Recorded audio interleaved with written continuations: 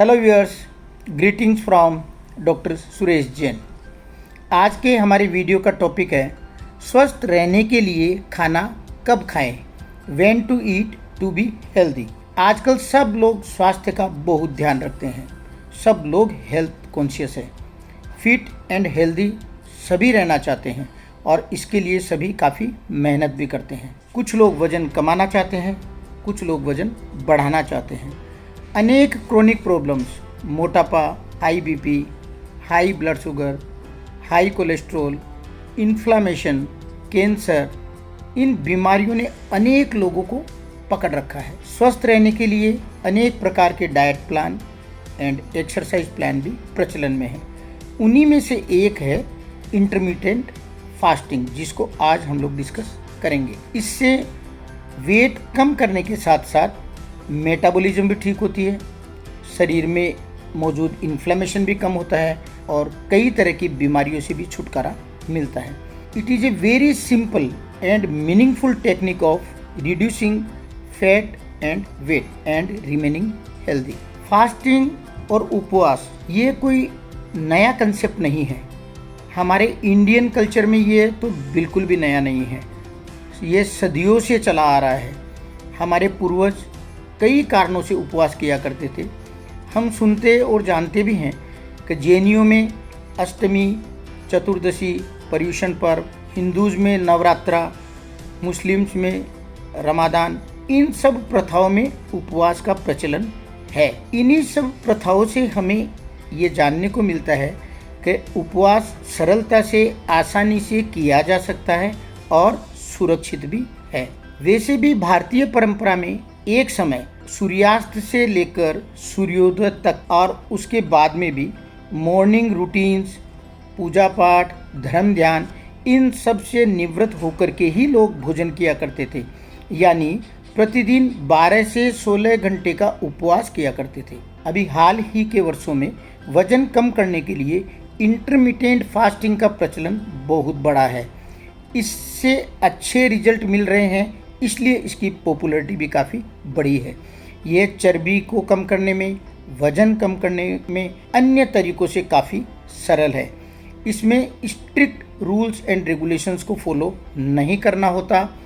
हर किसी की life style में ये आसानी से फिट हो सकता है और बिना किसी एक्स्ट्रा खर्चे के। कहते हैं कि लंघनम परम औषधम, उपवास ही सबसे बड़ी औषध है। आज हम 16/8 16:8 इस मेथड को यहाँ डिस्कस करेंगे। इस विधि में हमें खाना नहीं छोड़ना होता है, सिर्फ खाने के टाइमिंग को ठीक करके रखना होता है।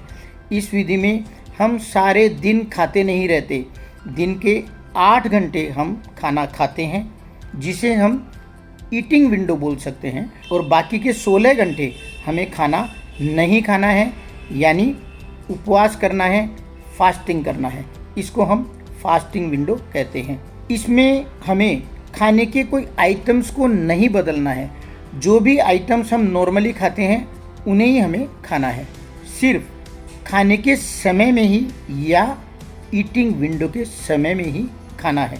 लेकिन ध्यान रहे, हम जो भी खाएं ये आइटम्स सारे के सारे हेल्दी होने चाहिए। हमें डाइटिंग भी नहीं करना है। इस मेथड का सीधा संबंध हमारी सिकार्डियन रिदम या बायोलॉजिकल क्लॉक से है। शरीर की जो मेटाबॉलिज्म है वह सूर्य उदय होने के साथ साथ बढ़ती है और सूर्यास्त होने के साथ साथ मंद हो जाती है। इसीलिए फास्टिंग विंडो में रात का समय इंक्लूड होना बहुत ही जरूरी है। इस विधि में व्यक्ति 8 घंटे खाना खाता है और 16 घंटे उपवास करता है। यह एक स्टैंडर्ड प्रैक्टिस है। इसी को हम 16/8 कहते हैं। यानी सुबह 10 बजे से लेके शाम को 6 बजे तक ईटिंग विंडो है और शाम को 6 बजे से लेके सुबह 10 बजे तक फास्टिंग विंडो है। फास्टिंग के समय पानी और अन्य नॉन कैलोरी पेय पदार्थ लिए जा सकते हैं। यह जो ईटिंग और फास्टिंग का जो समय है, इसी को हम फीस्ट और फास्ट की साइकिल कह सकते हैं। यह निर्धारित दिनों तक चलाई जा सकती है, रिपीट भी की जा सकती है और हमेशा के लिए मतलब जीवन भर के लिए भी ये एक आदत बनाई जा सकती है।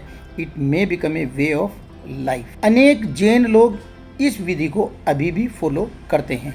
इस टाइम फ्रेम को अपनी अपनी सुविधा अनुसार चेंज भी किया जा सकता है। अगर कोई शाम को 6 से सुबह 10 बजे फॉलो नहीं करना चाहे तो वह शाम को 5 से सुबह 9 तक का समय भी रख सकता है और शाम को 7 से सुबह 11 बजे तक का समय भी रख सकता है। शरीर के साथ जबरदस्ती नहीं करना है। अगर 16/8 में थोड़ी परेशानी हो तो शुरू में यह 12/12 भी रखा जा सकता है।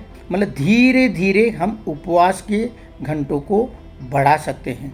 इंटरमिटेंट फास्टिंग की प्रैक्टिस व इसके रिजल्ट दोनों को ही समझने में थोड़ा समय लगता है। आपको यह भी जानना जरूरी है कि आपका शरीर कैसे बिहेव करता है और आपके शरीर के लिए कौन सा टाइमिंग बेस्ट है। कुछ बातों का हमें विशेष ध्यान रखना है अगर हमको अच्छे रिजल्ट चाहिए तो। जैसे ईटिंग विंडो में यानी खाने के दौरान ज़्यादा मीठे शरबत, जूस वगैरह नहीं लेना है। खाना हमारा संतुलित होना चाहिए। It should be full of nutritious elements. Calorie नियंत्रित मात्रा में खाएं। अगर कोई वजन कम करना चाहता है तो उसको कैलोरी इनटेक हमेशा कैलोरी एक्सपेंडिचर से कम रखना होगा। अदरवाइज हम जितना खाना नॉर्मल में खाते हैं उतना खाना इस इंटरमिटेंट फास्टिंग के दौरान भी निर्धारित समय में खा सकते हैं। फ्रूट्स और वेजिटेबल्स ज़्यादा से ज़्यादा खाने चाहिए। इनमें विटामिन्स, मिनरल्स और फाइबर काफ़ी मात्रा में रहते हैं। होल ग्रेन बढ़ाने चाहिए। रिफाइंड फूड कम करने चाहिए। Oily food, junk food, fried food, processed food ये सब खाना ठीक नहीं है। फास्टिंग विंडो में पानी पी सकते हो और पानी ज़्यादा से ज़्यादा पीना चाहिए जिससे बॉडी पूरा हाइड्रेटेड रहे। आइए हम समझते हैं कि आखिर ये इंटरमिटेंट फास्टिंग कैसे काम करता है। पहला हमें चीज़ समझना है कि हमें फेड स्टेट व फास्टिंग स्टेट की मेटाबॉलिज्म को समझना है। फेड स्टेट का मतलब हुआ जब हम खाना खाना शुरू करते हैं तब से लेकर के खाना डाइजेस्ट होकर के एब्जॉर्ब होने तक का समय। यूजुअली ये समय 5 से 6 घंटे तक का होता है। इसको हम एब्जॉर्प्टिव स्टेट भी कह सकते हैं। इस समय शरीर में इंसुलिन की मात्रा काफ़ी अधिक रहती है, इसलिए फैट बर्निंग का सवाल ही नहीं उठता। इसके बाद शुरू होती है पोस्ट एब्जॉर्प्टिव स्टेज, जो खाना शुरू करने से 8 से 12 घंटे तक चलती है। इसमें खाने से प्राप्त जो एक्स्ट्रा ग्लूकोज है वह ग्लाइकोजन व फैट के रूप में हमारी बॉडी में स्टोर हो जाता है।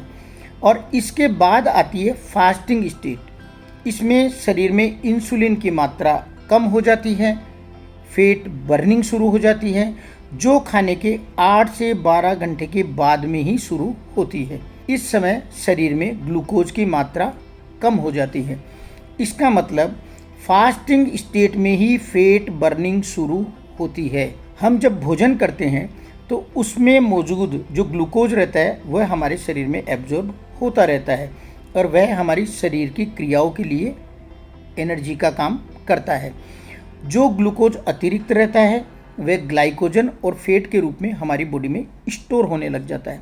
फिर जब हम भोजन नहीं करते यानी उपवास करते हैं, अंतिम भोजन करने से 12 घंटे तक ग्लूकोज और ग्लाइकोजन हमको एनर्जी देता रहता है और 12 घंटे के बाद में शरीर इस ऊर्जा को प्राप्त करने के लिए फैट को तोड़ना शुरू कर देता है। फैट बर्निंग शुरू हो जाता है और इंटरमिटेंट फास्टिंग में फैट गलने का और वेट रिडक्शन का यही सबसे इम्पोर्टेंट स्टेप है। एक और पहलू है, हमारी जो प्राण ऊर्जा है इसके 2 काम है मुख्य रूप से। एक है भोजन को डाइजेस्ट करना और दूसरा है हीलिंग काम के लिए। अगर हम सारे दिन ही भोजन करते रहें तो हमारी जो प्राण ऊर्जा है वह सारे दिन भोजन को डाइजेस्ट करने में ही काम में लगती है, उसको हीलिंग के लिए समय नहीं मिलता।